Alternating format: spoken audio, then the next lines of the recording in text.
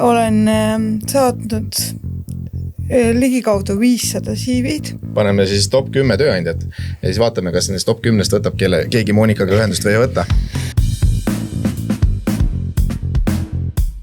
Saate töökullid. Täna külas meil imekaunis Monika ja Liina. Mina Siim saatejuhina ja töökullide teema on täna see, et kuidas siis tööandja ja töötaja panna omavahel kokku nii, et oleks ka siis tervise takistuse või erivajaduse või mingi muu teemaga inimesed rohkem kaasatud tööturul. Ja Sander, teine saatejuht ja püüamegi hoida selle fookuse seal, et me räägime avatult ja julgelt. Ja ma lasen siis Monikal ja Liinal ennast ise tutvustada, ise valite, kes enne. Ma lasen Monikal alustada. Olgu, et tere, mina olen Monika ja olen hetkel tööturul teemal, kuna 8 kuud tagasi ma jäin töötuks ja lisaks sellele, et ma olen hetkel töötu, on mul ka PCI diagnoos ehk cerebraalparalüüs, mis takistab mul liikuda. Et ma liigun kepi ja oma kohandatud auto abil, aga ikkagi takistus on silmnähtav. Tere ka minu poolt, mina olen Liina, olen tööfüsioterapeut ja viimase 12 aasta jooksul näinud väga palju erinevaid töökeskkondi, tööandjaid, töötajaid ja kui rääkida tänasest teemast, siis toimetanud siis nii tööalases rehabilitatsioonis kui ka Töötukassaga koos erinevaid teenuseid, just tööandjatele suunatud teenuseid osutanud, olnud seal siis eksperdi rollis. Ja Tartu Ülikoolis olen doktorantuuris, uurin tööaja kehalist aktiivsust ja tööga seotud lihaskeletisüsteemi tervist. Me enne rääkisime ennetuse 3 tasemest, äkki viid korraks meid selle kurssi uuesti, et mis need on? Jaa, võib-olla tegelikult see teema on oluline ka sellest vaatest, et ma olen kuulnud arvamust, et füsioterapeut tegeleb ainult siis, kui nii-öelda jama on majas või mingi probleem on tekkinud. Aga eriti, kui me räägime töötervishoiust, siis see peaks olema vähemalt nagu ennetav meditsiin. Ja ongi, et kui te kujutate ette 3 nurka, siis selle kõige alumine tase või see fundament on see, et tegelemine tervete töötajatega enne kui neil terviseprobleem tekib. Ja aina enam just lugesin siin viimastel nädalatel taanlastel tuli väga hea artikkel välja, et miks me räägime ainult nagu see tervishoiu tööohutuse fookus on see, et nii-öelda proovime nii-öelda miinuspoolest nulli tulla, et ennetame mingeid hirmsaid asju, vaid et räägime ka sellest, et kuidas töö võiks tervist edendada. Et nii-öelda lähme sinna plusspoole peale, et räägime lihaskeletisüsteemi tervisest, mitte ainult häiretest, eks. Et see on see nii-öelda kõige alumine tasand, siis on see, et kui teisene ennetus on see, et kui on tekkinud selline ajutine terviseprobleem, et me saame ruttu näpu peale panna, midagi teha, et inimesel see asi ei muutuks krooniliseks. Ja 3. tasand on see, kui inimesel on mõni, on see siis puue või on mõni haigus, krooniline terviseprobleem, mis mingil moel mõjutab siis tema töövõimet. Et kõigi nende 3 tasandiga tuleb tegeleda ja et meil oli siin enne juttu ka sellest, et tööandjad kardavad ja see on väga kummaline sellepärast, et ma võin mürki võtta selle peale, et absoluutselt iga tööandja kollektiivis on mõni inimene, kellel on krooniline terviseprobleem. Kas tal sellega kaasneb ka vähenenud töövõime, seda nagu ei tea, aga kõik puutume kokku igapäevaselt, et see on normaalsus, see ei ole mingisugune asi, mis on kuskil eraldatud kujuleks. Ja, et statistikast rääkides, siis Eestis oleme 90 000 töötajat tööl, kellel on mingisugune osaline siis töövõime. Aga Monika, et 8 kuud otsinud, mis sa selle aja jooksul teinud oled selleks, et tööd leida? Ma olen selle 8 kuu jooksul alates esimesest päevast, kui ma töötuks jäin, olen saatnud ligikaudu 500 CV-d, käinud umbes 20 kuni 25 töövestlusel ja täna on töötuks jäin maikuus eelmine aasta ja täna on jaanuar ja ma pole tegelikult kuhugi jõudnud. Selles mõttes, et jah, ma olen kõvasti tööd teinud, aga selleks, et tööle saada, aga ma pole ühtegi just suutnud avada. Mis sa teha oskad? Tegelikult oskan ma väga palju, sest mul on 3 toredat kõrgharidust. Esimene haridus, mis ma sain 2001. aastal, on Tartu, siis oli ta meditsiinikool, nüüd on ta tervishoiukõrgkool, ma õppisin laborandiks. Ma töötasin ka 11 aastat laborandina Tartu Ülikooli kliinikumis, aga siis ma ei ütle midagi halvasti, aga selles mõttes, et mul olid piirangud seal kliinikumis töötades, et ma ei saanud kõiki töölõike teha, et mul lihtsalt ei võimaldatud ja mulle jäi see kitsaks. Siis ma õppisin soome keelt iseseisvalt ja läksin peale siis 11 aastat ära, nagu mõtlesin, et lähen pikemaks Soome, aga juhtus nii, et olin Oulu ülikooli kliinikumi haiglas täpselt sama tööd tegin nagu Tartus, patoloogiateenistuses laboris ja olin seal 3 kuud. Eks oli mulle suur väljakutse, aga ma sain suurepärast hakkama, aga ainuke takistus oli see, et ma pidin ka seal hiljem, ma läksin alguses suvetöötajaks ja hiljem pidin nagu läbima ühe konkurssi, et saada nagu põhikohale tööle, aga 7 soomlasest jäin siis nagu 7 soomlasega koos jäin ühe soomlasega siis lõpuks nagu sõelale. Ja loomulikult nad valisid ikka oma inimesed, soomlased. Aga sellest polnud midagi, sest tegelikult ma ikka mõtlesin pärast järgi, et ma ei oleks võib-olla seda karmi talve seal Oulus üle elanud. Et selles mõttes on kõik korras, ma sain tohutu kogemuse ja ma sain selle teadmise, et seal ma tegin kõiki tööprotsesse ja ma sain hakkama, aga Eestis olid piirangud. Küll öeldi mulle, et ma kukun, on ju, mida ka juhtub, on loomulikult, ja et kõik need terariistad ja kõik on ohtlikud, aga see on see, et mulle lihtsalt ei antud võimalust. Ma tegin üle 10 aasta ühte töölõiku ja see oli päris karm selles mõttes, et see oli igav juba ja mõjus ka mu tervisele, sest seal olid kemikaalid ja kõik muu, põhiliselt kemikaalid, et hästi mürgine töö on see patoloogia laboris töötamine. Ja siis kui ma Soomest tagasi tulin peale 3 kuud, siis ma mõtlesin, et ma lähen Tallinnasse. Seal laboris tollane Vatromed vist oli, nüüd on Synlab, on ju, siis ma tegin seal ka tööd. Aga see töö jäi ka lühikeseks sellepärast, et mulle öeldi jälle, et ma ei sobi kollektiivi, ma olin 7 kuud seal tööl, ei sobi kollektiivi ja väga, Aga mis sa arvad, mis põhjusel? Sellepärast, tegelikult nüüd ma tean põhjust, aga siis mina ei teadnud.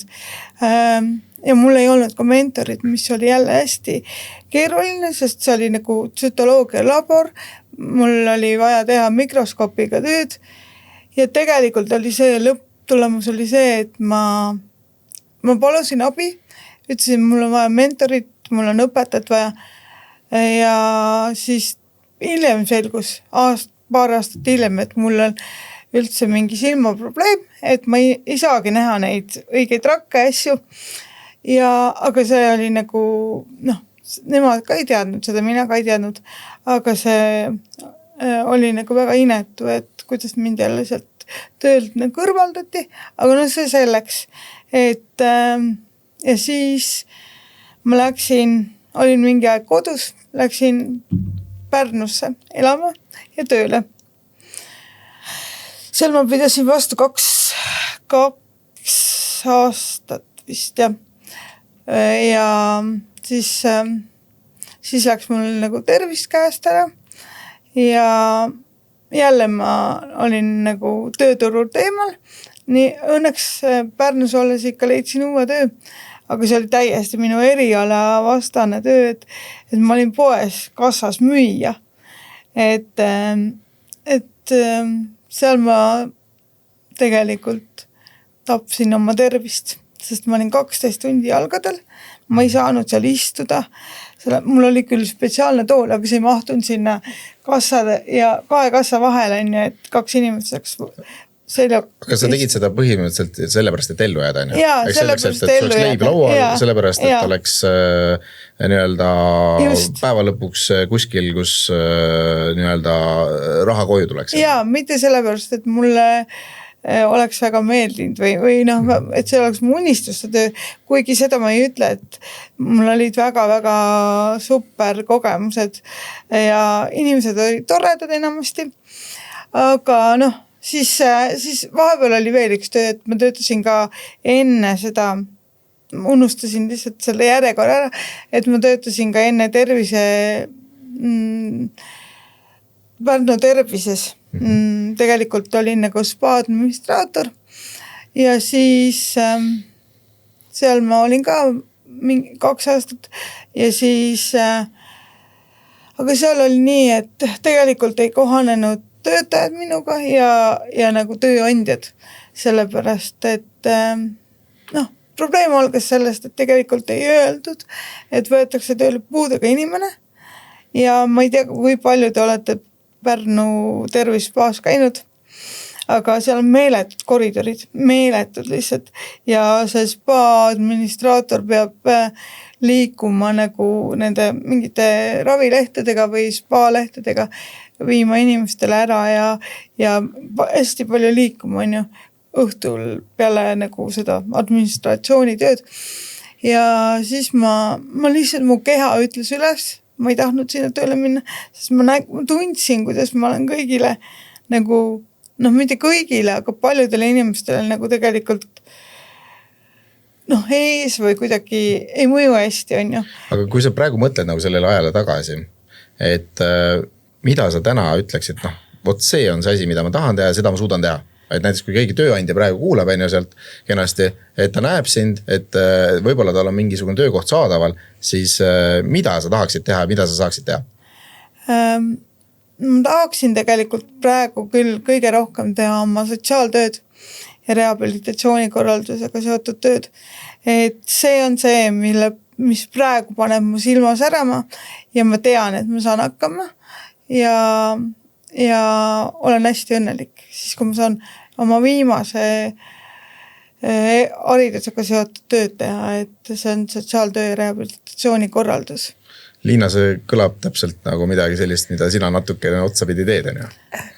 Jaa, või no ma tegelikult, ma lähen natukene üldisemale, korraks räägin paarist teooriast, ma loodan, et keegi nagu magama päris ei jää ja siis ma võib-olla, kui tohib, ma natukene kommenteerin, et mis mõtted mul nagu tekkisid. Esiteks see, et kuidas me üldse mõtleme inimeste erivajadusest, et ajalooliselt on olnud peamiselt domineeriv selline puude meditsiiniline mudel, ehk siis, et noh, et inimese sees on mingisugune viga, siis me peame selle ära parandama ja no, et see on selline nagu hästi nagu lihtsustav, pisendav ja nagu mingisugusele ühele tegurile taandav suhtumine. Seda kohtab tänapäeval ka päris palju ja tervishoiusüsteemis päris palju. Ja teine lähenemine on puude sotsiaalne mudel, mis ütleb seda, et probleem on ühiskonnas, on nendes hoiakutes, suhtumises, on ka selles, kuidas me oma nii-öelda, kuidas meie keskkond on üles ehitatud. Ja mina pooldan nagu seda mudelit, et küsimuse nagu lahenduse leiab alati nagu kõigile nendele asjadele, mis nagu sai välja toodud. Küsimus on tahtmises. Et need ei ole mingid ülisuured takistused, et ongi nagu see, et kuidas meil on nagu see ühiskond disainitud ja võib-olla ka see üks nagu väga põnev valdkond on, ma ei tea, kas universaalse disaini põhimõtted ütlevad midagi, aga no mõte ongi selles, et me peaksime oma süsteeme, keskkondi disainima selliselt, et need on ligipääsetavad kõigile alates lastest kuni eakateni. mitte niimoodi, et me disainime töökohti, keskkondi, linnaruumi ainult terve noore inimese järgi, eks. Et meil kõigil, me kõik vananeme, meil kõigil on võib-olla vahepeal vaja kas ajutiselt või pikemalt, kas mingid liikumisabivahendid, võib-olla tekib mingisugune muu erivajadus. Et see on selline hästi lühinägelik on see, et nad taandada ühele. Ja siin kuulates Monika lugu, siis ma mõtlesingi, et see oli väga kihvt oli see, mis sa tõid selle Eesti ja Soome võrdluse. Ilmselgelt küsimus ei olnud sinu oskustes, vaid oli selles, et olid mingisugused hoiakud, eelarvamused, mis ei lasknud seda nagu laboranditööd teha samaväärselt, on ju. Ja siis ka see, et kui on, mõtlen, et ka mina nendes eksperthinnangutes olen päris palju, olengi läinud sinna töökohta, oleme töötajaga koos arutanud, et aga mis need mured on. Ja kui on mureks see, et selliste pikkade vahemaade läbimine, issand, meil on võrdlemisi odavaid lahendusi selleks, et seda ei peaks tegema jalgsi, kui see on inimesele raske. Et jah, et selles mõttes nagu, et ongi, mul on tunne, et küsimus ei ole nendes nagu takistustes, vaid suhtumistes. Valmisolekus. Jah, just. Ja võib-olla nagu üks hästi oluline asi sellise nagu see tööandja, töötaja, mida töötaja peab avaldama, mida ta ei pea. Mina olen alati öelnud, et mitte keegi ei pea teadma tegelikult nagu diagnoose või mingeid väga detailseid terviseandmeid, aga tööandjal on õigus teada, mida ma saan teha ja mida ma ei saa. Ja tegelikult see diagnoos ei ütle mitte midagi, sest mul võib olla 10 inimest, sama diagnoos ja nad on üks inimene, tegelikult sa ei saa arugi. Et tal midagi üldse oleks. Ja teine võib-olla on selline, et ta vajab enamikes oma asjades lisatuge. Et see ei ole point, vaid ongi nagu see, et meil on see konkreetne töö, meil on see konkreetne töötaja, meil on see tööandja ja siis me arutamegi, et okei, mis asjadega inimene saab nagu kenasti hakkama ja mis on need, mis on tema jaoks kõige keerulisemad, kuidas me saame kohandada seda tööd või keskkonda ja üldiselt ma ütleks, need lahendused ei ole keerulised, nad ei ole kallid. Pigem on see, et kui meil see avatud arutelu juba on, siis mingi lahendus ikka leiab. Et just inimestega nagu teiste töötajatega ka avatult rääkida, sest see on väga oluline. Tööandja saab väga palju ära teha.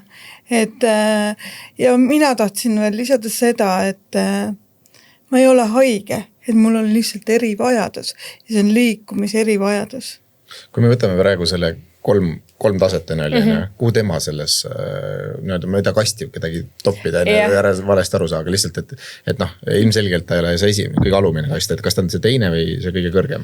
No mina ütleks, et ongi selline nagu püsiv seisund, eks, millel on sõltuvalt sellest tööst võib olla vajalik erinevat nagu lisatuge, et siis mina paneks sinna nagu et see on selline kolmandase ennetuse teema, et võib-olla natukene rohkem teenuseid, abivahendeid, tuge on vaja, aga jällegi, et inimene on ise selle kõige suurem ekspert, eks, et see ei ole niimoodi, et näiteks mina tulen ja ütlen, mida Monikal on vaja, vaid Monika ise ütleb, mida ta saab teha, mida ta ei saa teha ja mina siis võib-olla oma teadmisega mõtlen kaasa, et okei, mis need lahendused võiksid nagu olla.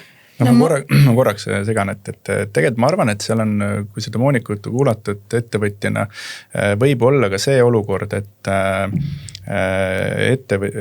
see nii-öelda meeskond ise väsib ära sellest pidevast võib-olla toetamisest või siis on seal inimesed, kes ütlevad, et kuule, et mul on kõrini sellest ja see võib siis viia selleni, et sellest inimesest on vaja nagu nii-öelda vabaneda. Et erivajadusega inimeste puhul ongi see, et see juhtkonna toetus ja see meeskonna toetus peab olema nagu siuke 100%. Et siis tunneb ta ennast ka turvaliselt. Ma olen nõus täitsa sellega, et ma olen tundnud seda, et just, et ongi, et kõik on väsinud, on ju. Et ma olen tõesti seda tundnud, aga nad kunagi ei tule, inimesed ei ole tulnud rääkima, et mis probleem on ju. Nagu ma rääkisin seda, et kui ma sealt Tallinnas laboris olin, on ju, siis tegelikult, ma sain väga-väga haiget, kui mind sealt töölt nagu eemaldati, on ju, ja see oli väga inetu, aga mina leidsin selle põhjuse, paar aastat hiljem, on ju, aga see, mis nagu toimus, enne seda kõik, see oli väga, see jälle mõjus minu psüühikale tegelikult. Ja tegelikult ma jäin tugevaks, aga lihtsalt see oli jälle kaotatud aeg tööturul, oli vaja mingit arstiabi, on ju, aga see oleks võinud kõik olemata olla. Lihtsalt kui inimesed kuulavad ja suhtlevad, on ju, aga seda ei olnud. Ja see on, minu meelest on see üks suurimaid probleeme, see suhtlemine, et tegelikult saab väga palju asju suhtlemisega lahendada. Ilmselt see suhtlemine hakkabki sellest samast suhtumise ja sellest samast ühiskondlike hoiakute teemast, eks me võime nagu inimesena me saame kõik aru, et tegelikult on ilgelt valus, kui keegi ütleb kehvasti, ja siis me hoiame ennast tagasi. Me ei taha kellelgi, mis sest, et tegelikult ei ole probleem temas, vaid probleem on süsteemis. Ehk siis tööandjatel ei ole seda arusaamist, kuidas nendes olukordades siis reageerida. Et ma arvan täna, vähemalt see minu isiklik arvamus, et hästi palju on kinni selles, et lihtsam on mitte tegeleda, kui see, et võtta kätte, uurida välja ja lahendada neid probleeme. On ka kindlasti väga palju häid tööandjaid ja ma loodan, et üsna varsti keegi nopib sind turult ära. Ehk siis, et 8 kuust ei saa 9 või 10, vaid jääb 8 kuud ja 2 päeva. Aga mis need tööandjad, kui sa nüüd viimaseid nii-öelda siis tööpraktikat või kus te olete käinud, et kas seal on tulnud ka mingit sellist negatiivset tagasisidet? See ei ole otseselt negatiivne tagasiside, aga ma ei saa usaldada neid tagasiside, mis ma olen küsinud, miks ma siis ei saanud, sest et tegelikult on sellised väga naljakad tagasisided, et põhiline on see, et näiteks ma olen tahtnud, kuna mul ei ole kohaliku omavalitsuse sotsiaaltöötaja või sotsiaaltöö-spetsialisti kogemust, on ju, siis ma tegelikult, kui ma töötuks jäin, siis ma mõtlesin, ma võtan selle suuna, on ju. Ja ma olen väga, täitsa mitmetes Pärnumaa nendes kohalikes omavalitsustes käinud ja ma saan aru, et mul on seal takistus, on ju, võib-olla sotsiaaltöötaja peab ju käima kodudes ja hindama abivajadust ja nii edasi, on ju. Aga ma arvan, et see on kõik lahendatav, kui omavahel räägitakse ja alati mingi lahendus ikka leiab, on ju. Sest et ma ei ole liikumatu. Sa tulid täna ju siia autoga, sa tulid teisele korrusele trepist ise ülesse, sa käisid täna ja ma nägin tualetis ise ära, seega sa oled täiesti normaalne inimene, lihtsalt sul läheb natuke rohkem aega. Natuke rohkem aega ja see tagasiside on tööandjate poolt olnud see, et näiteks, kui ma olen kohalike omavalitsustesse kandideerinud, et sul ei ole kohalike omavalitsuse sotsiaaltöötaja kogemust. Kus ma selle saan, kui mind ei võeta isegi tööle ja ma leian, et katseaeg on selleks, et selgitada välja, kas see inimene sobib tööle, kas saab hakkama ja see on meile mõlemale. Ja see on kõikide töötajate puhul, kas on erivajadus või ei ole erivajadus, aga mulle ei anta isegi võimalust. See on hästi kurb. Et ma saan aru, et hästi palju on, tööturul on raske praegu tööd leida, aga ikkagi. Et ma tunnen sellist nagu mitte ausat suhtumist tegelikult natuke. Aga siin ongi tegelikult sama asi, et järelikult on ka väga palju erivajadusega inimesi, kes lihtsalt ei tulegi, ei proovigi, sest nad juba kardavad eksida ja nad kardavad, et neid ei võeta võib-olla samaväärselt ja see on väga suur seltskond, kes jääb nii-öelda kodudesse, et nad ei proovigi sinna kandideerimistega. Kui sina oled 500 CV-d juba saatnud, et siis see on juba iseenesest väga suur saavutus. Jah. Ja, et tegelikult päris paljud annavad alla pärast seda, kui paar korda on peksa saadud lühidalt öeldes. Seda kindlasti. Ehk siis selles mõttes järjepidevus sul jagub. Nüüd on küsimus, et kuhu see sind viib.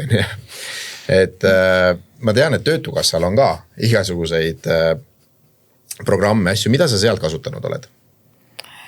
Selles mõttes tööle saamiseks. Ja. No praegu ma olen siis nagu töötuna arvel, on ju. Ma käin iga kuu konsultandi juures. Aga sellest ma ütlen ausalt, väga abi ei ole.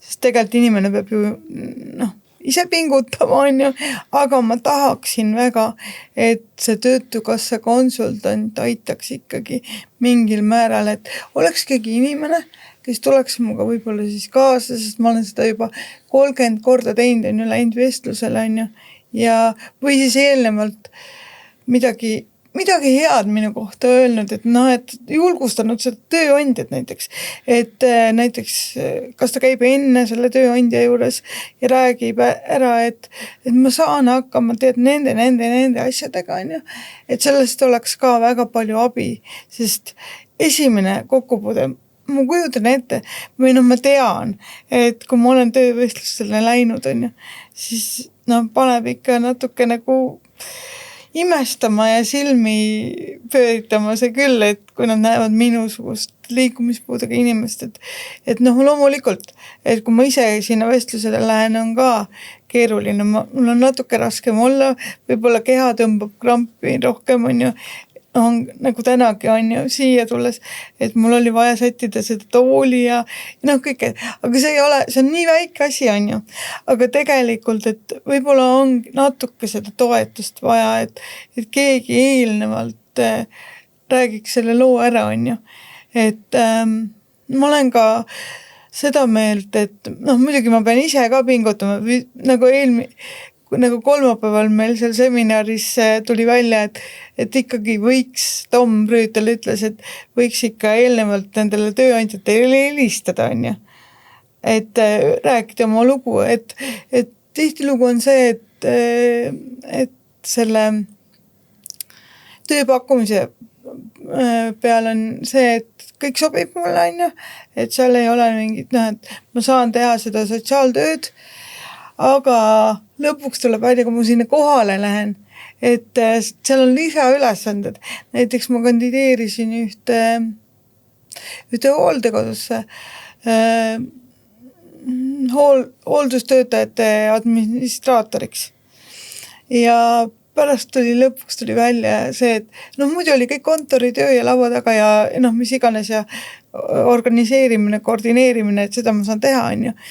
Aga pärast oli välja, et ei, me soovime ikka sellist inimest, kes saab ise ka hooldustöödega hakkama ja seda nagu, noh, seda kõike teha on ju, et inimesi pesta, riietada, sööta, keerata, pöörata on ju, aga seda ma tõesti ei saanud ja seda ei olnud ka kirjas töö seal pakkumise, noh, nendest tööpakkumisest. No siin ongi see teema, et paljudel tööandjatel täna, kuna töökäte puudus on päris suur ja kui me vaatame sotsiaalvaldkonnas või siis eriti hoolekondes, siis me näeme, et meil ongi niisugust universaalsust vaja, meil on vaja nii-öelda katet, on ju, et põhimõtteliselt need samad kontoritöötajad peaks olema ka vahel hooldajad, mis muidugi õige ei ole, aga lihtsalt see puudus on nii suur.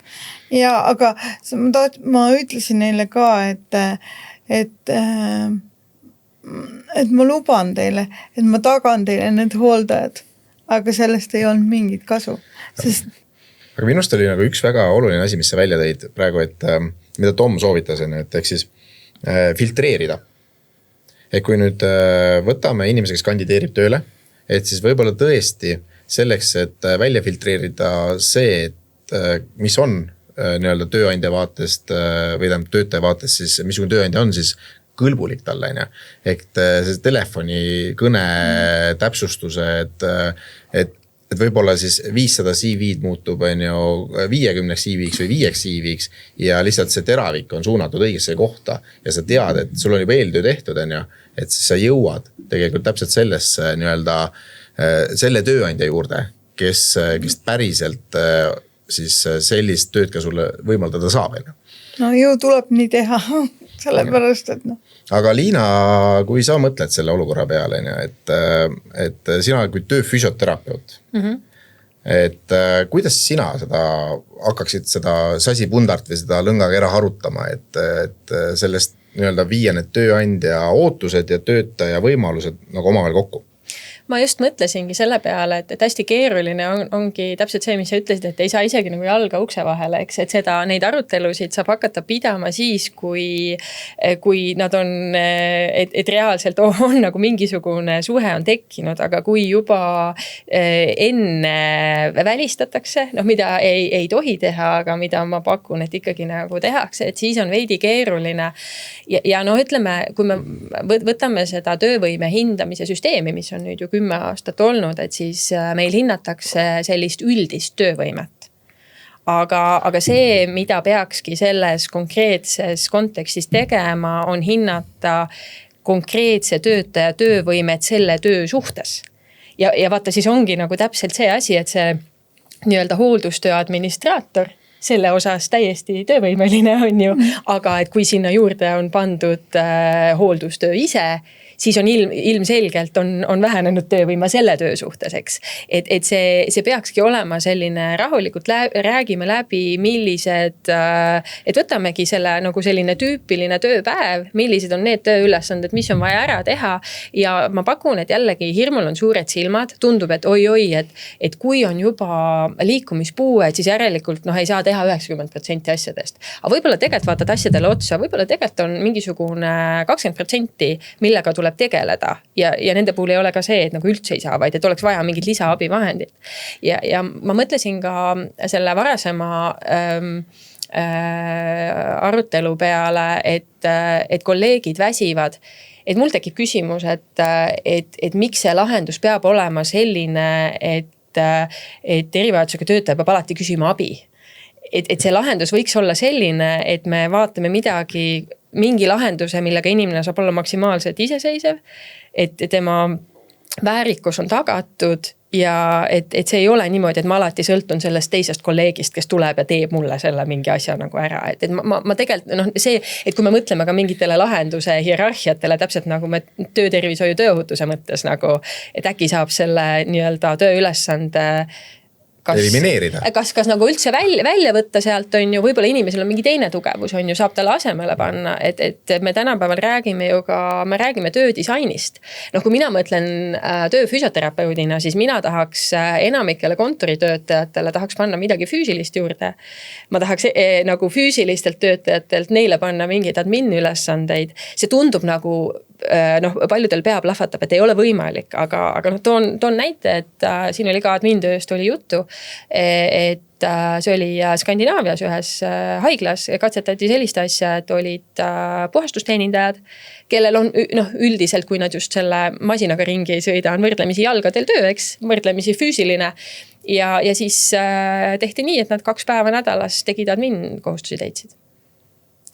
Et ma arvan, et me peame aina enam mõtlema paindlikult, et meil siin juba tööturg muutub nii kiiresti. Meil on tehisaru, meil on trendid, millele me ei pane nagu kätt ette, et miks me selle asja puhul oleme nagu nii paindumatud. Ongi nagu see, et kellaajast kellaajani on ju, ja mitte mingil muul moel teha ei saa. Et ka tootmises on võimalik teha kohandusi. Ja ma tulen tagasi selle jutu juurde, et keeruline on hakata nagu läbi rääkima, kui üldse see suhe ei saagi alata, on ju. Et ma olen ka näinud selliseid lahendusi, et tootmisettevõte päris keeruline, ütleme keeruline kontekst, aga et töötaja, kes oli enne, temaga juhtus õnnetus, jäi ratastooli ja tehti need kohandused. Ta oli oma inimene. Et öelda, et aga sa oled meil nii nagu hea töötaja, meil pole probleemi nagu neid töötasapindu teeme reguleeritavaks ja saad teha ja pole probleemi. Ja, et kui me vaatame inimestena, siis me igaüks oleme nagu nii juba erinev. Ehk siis tegelikult anyway peaks olema iga töökoht inimese järgi see sentimeeter või millimeeter reguleeritav, vahet olegi toolist, lauast, kas või ma ei tea lihtsast asjast nagu arvuti hiiren ja et meie käed on, ma arvan, kõik, kui me siia laua peal paneksime, on eri suurusega. Lisaks sellele ühed on vasakukäelised, teised paremkäelised. Ja nii edasi, ehk siis võib-olla me nagu peaksimegi alustama sellest, et see olekski normaalsus, et me kohandame, ma täna õppisin uue sõna, ma olen kasutanud miskipärast kohendame. Kas võid kohendada ka ju? Võib kohendada ka, jah. Et kohandame siis selle töö olenemata sellest, kas ta on see inimene, kes sinna tööle tuleb erivajadusega või mitte, inimese järgi. Ja kusjuures seda ma olen ka tööandjatele nagu hästi palju rõhutanud, et kui see nagu põhiväärtus on paindlikkus, siis see sobibki väga erinevatele töötajatele. Et see ei peaks olema nii, et nii, nüüd meil on need normaalsed, teen jutumärke siin, ja siis on see keegi, kes on erivajadusega, ja siis talle me pööritame silmi ja teeme nii palju nagu erikohandusi, vaid pigem, et teemegi algusest peale paindlikuks. Ja siis on selle üle on rõõmsad need, kellel on võib-olla, ma ütlen, et ka enda erivajaduste mõttes on see pilt on nii kirju, et on need, kellel on võib-olla midagi füüsilist, mis on neil olnud nii kaua, kui nad mäletavad. On need, kellel on tekkinud mingi probleem aja jooksul. On probleemid, mis on nähtamatud. On probleemid, mis on nähtavad. On probleemid, mis on episoodilised. Et võtamegi, et kellel on väga tugev, ma ei tea, migreenid, liigeshaigused, mis ägenevad. Et sul on vaja võib-olla teatud perioodil tuge ja siis on tegelikult, ja siis on sul vaja seda vähem. Et ütleme, see pilt on nii kirju ja kui sa mõtled, et ma proovin paindlikult ja tulen vastu, kus vähegi nagu võimalik, siis meil tekib nagu, siis see sobib kõigile. See ongi universaalse disaini põhimõte, et kui see sobib 8-aastasele lapsele ja 80-aastasele eakale, siis see sobib ka sellele tervele täiskasvanule. Ehk siis, kui me nüüd võtame paindlikkuse mõiste, minu arust see on nagu jumala hea koht praegu igal tööandjal, kes siia kaamerasse vaatab või mind vaatab, näidata üles, et te teete tööandja brändingut väga hästi. Ehk siis noppige üles inimene, kasutage teda oma sotsiaalmeedias või muudes turunduskanalites, öelge, näete, meil on võimalus teha oma töökoht, vahet ei ole kellele, paindlikult, ilusaks, kenaks, sobilikuks ja uskuge mind, teil on järjekord ukse taga töötajatest. Ehk siis see on osa turundusest, keda me värbame, kuidas me värbame, kellega me koostööd teeme, kas meil on mingi stigmad, kas me kardame, on meil mingid hirmud, ei ole hirmud, kas me räägime asjadest avalikult, kaasame inimesi, ei mõtle sellele, et keegi peab kedagi aitama, vaid me pigem loome siis sellise süsteemi, et inimene saab ise ennast aidata. Ja ütleme ka need on palju tööandjaid, kes on liitunud ka nende mitmekesisuse kokkulepetega ja nii edasi ja see hõlmab ju kõike seda, eks. Me peaksime praegu siia selle top 10 lahti võtma, et võib-olla see on ka üks filterdamise variant. Et ühesõnaga, kui me nüüd saadet kokku kleebime, siis paneme siia kohta, paneme siis top 10 tööandjat ja siis vaatame, kas nendest top 10 võtab keegi Monikaga ühendust või ei võta. Aga jah, tegelikult on ka see, et siin peab ära eristama, et erivajadusega inimese tööle võtmine nõuab aega. Et see peaks siis olema niimoodi, et tööandja peab ikkagi hakkama kohandama, ta peab nagu võtma sellise mingi ajaperiood on, kus ta saab selle inimese nagu tööle nii-öelda suunata. Aga meil on täna väga palju tööandjaid, kellel on siis vaja kiiresti, et täita see koht ära. Ja sellisel juhul paratamatult erivajadusega inimene võib jääda ukse taha.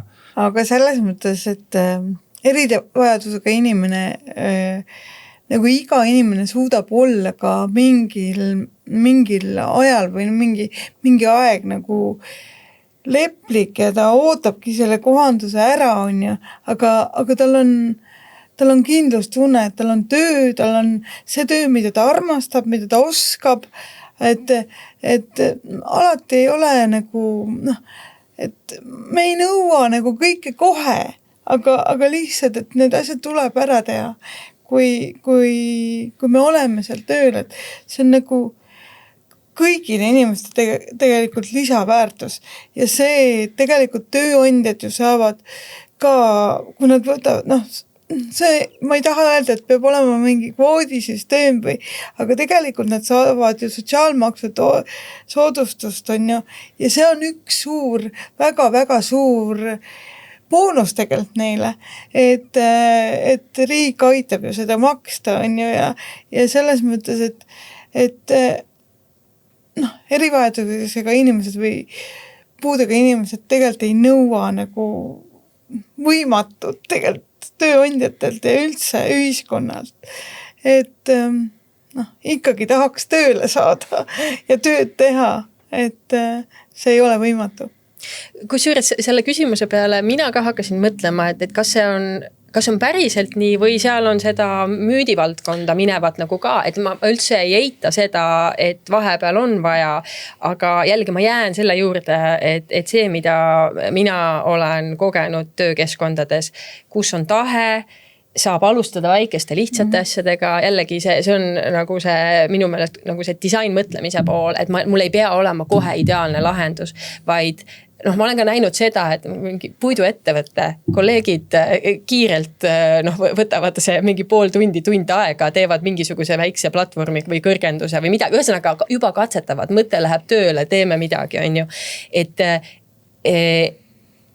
midagi saab alati ja mingi nii-öelda katsetada saab alati, et võib-olla ma ei tahaks, et jääks kõlama siit, et see on selline aeglane ja raske protsess, vaid ma ikkagi tahaks, et oleks see sõnum saab, alati saab, midagi saab ja kui ei saa 100%, saab mingi osa, on ju.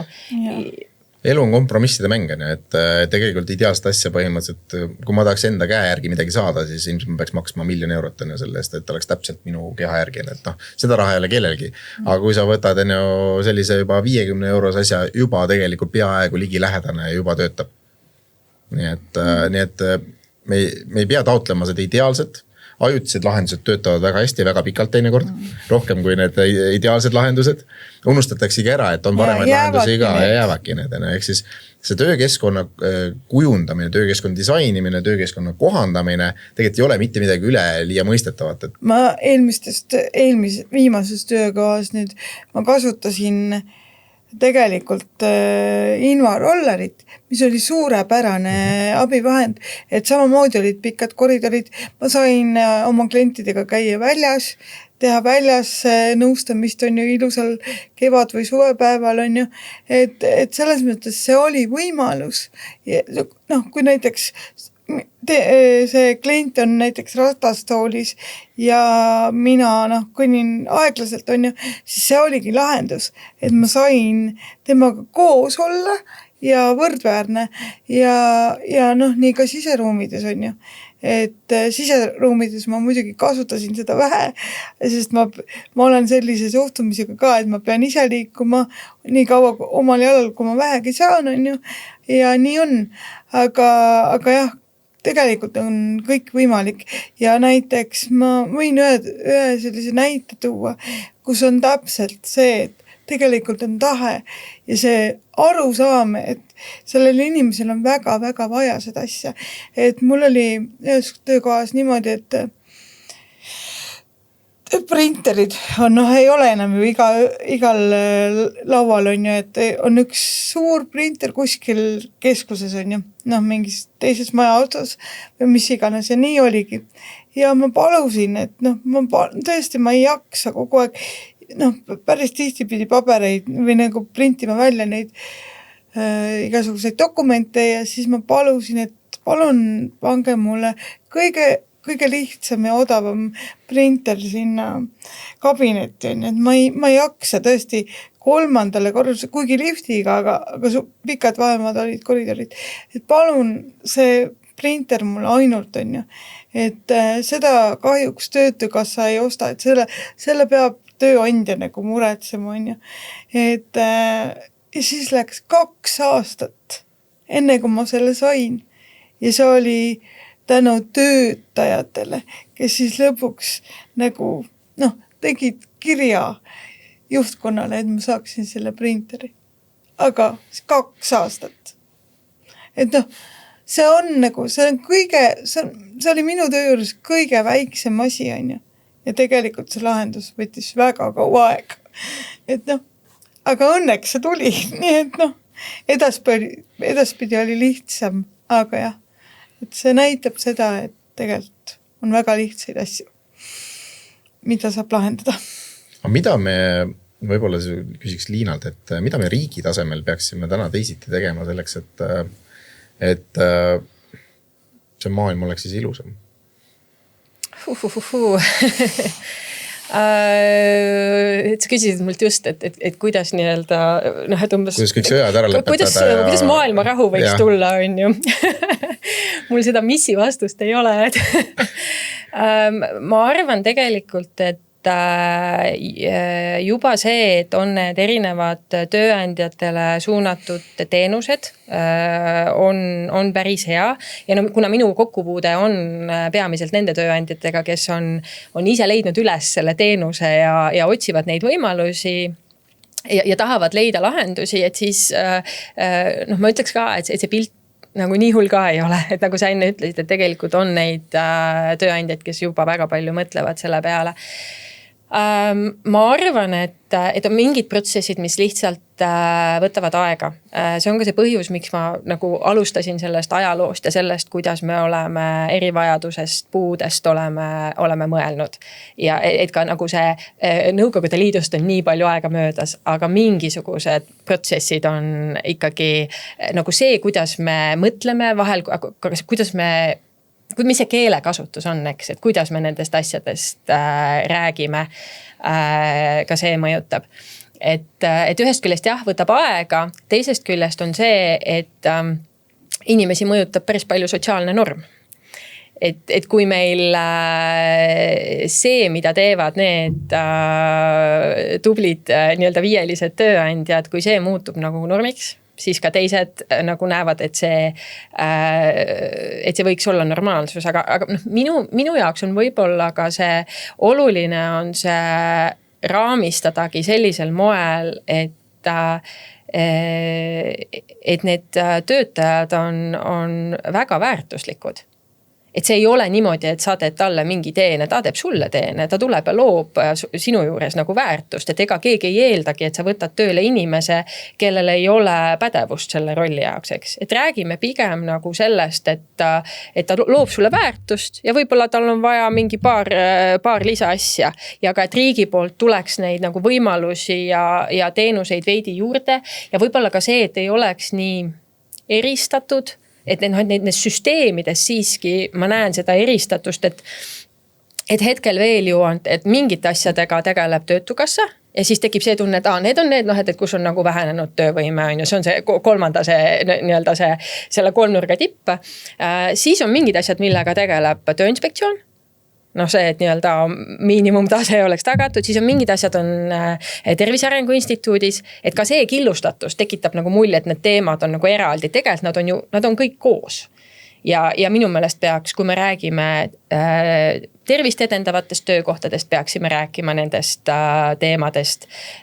Ka Tööinspektsioon võiks nendest teemadest rääkida ja nii edasi, et ühesõnaga, et me ei looks nagu neid silotorne, eks. Ja siis on nagu, et see vähenenud töövõime teema on selles mingis ühes silotornis. Ei, ta käib igalt poolt nagu läbi. No Tööinspektsioon proovib enne korra aastas töötervishoiupäeval toob välja, ma ei tea, top 3 eeskujuliku ettevõtete töötervishoiu tööohutuse vaatest. Aga korra aastas 3 välja tuua ilmselt on natuke vähe, et seda häid praktikaid, häid näiteid, häid lugusid peaks ju tegelikult kogu rääkima, et see peaks olema see, mis loob selle uue standardi. Ja just, ja võib-olla ka see, et oli selline liikumine nagu Visibility 93, mille mõte oli see, et on küll siis seal nagu puuetega inimeste sümboliks on ratastool, aga 90% nagu puuetega inimestest ei ole ratastoolis. Et me unustame ära selle, et kui kirju tegelikult see maailm on, kui erinevad on need vajadused, eks. Et võib-olla kellel on mingisugune krooniline sooleprobleem, tema jaoks on kõige olulisem, et ma ei tea, et tal oleks nagu normaalselt ligipääsetav vets, mitte nagu osades kohtades, kus naljaga pooleks, et kui sa oled meesterahvas, et siis et kogu loodus on su tualett ja kui sa oled naisterahvas, et siis vaata sealt 2 kilomeetrit kõnnid ja siis on üks nagu tualett. Et võib-olla nagu ekstreemne näide, aga et need nagu see, mida inimene vajab, võib olla väga erinev. Ja ma ütlengi nagu seda, et ega sa enne teada ei saa, mis on inimese vajadus, kui sa ei küsi ja inimene oskab sulle kõige paremini öelda, tema on oma elu ekspert ja ta ütlebki, ta ei pea ütlema seda, mis on tema tervise probleem, küll aga tööandjal on täielik õigus teada, et mida nendest tööülesannetest inimene saab teha ja mille puhul tal nagu vajab abi. Või kohandamist. Või kohandamist või siis üldse seda natuke ka töö ümbermõtestamist, eks. Ja ma arvan, et see töö ümbermõtestamine on üks selline päris hea mõte, mida ütleme mina näiteks, kellel ei ole täna ühtegi töötajad, kes vajaksid nii-öelda klassikalises mõttes, siis on ju ümber kohandamist. Aga vaimses mõttes on meil kõigil ju erinevad soovid, erinevad ootused tööle. Ehk siis igal juhul, ma tean matemaatikast, et vahet ei ole, mismoodi sa lähened, sa võid sama tulemuseni saada. Ehk siis see teekond on oluline, mitte see valem.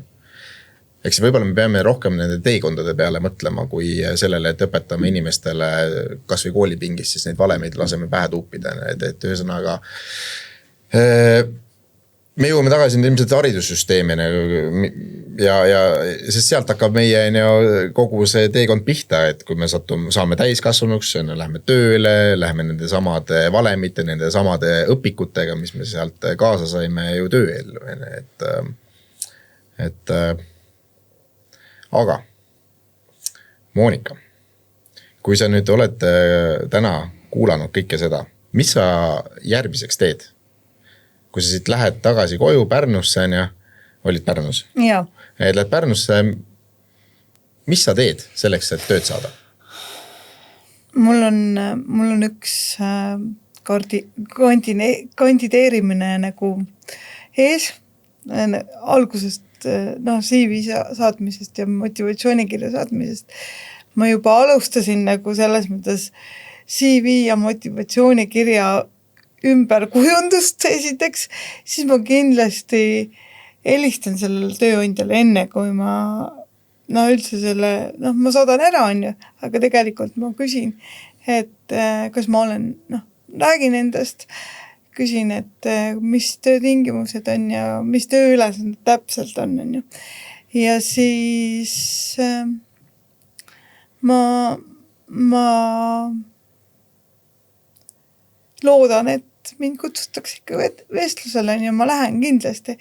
Et igal juhul minu jaoks on need kõik vestlused olnud ka suur kogemus, sest et me peame see on hea vahepeal käia nendel töövestlustel, isegi kui sa tööle ei lähe või ei saa, aga tegelikult sa õpid tundma erinevaid inimesi, märkama mingisuguseid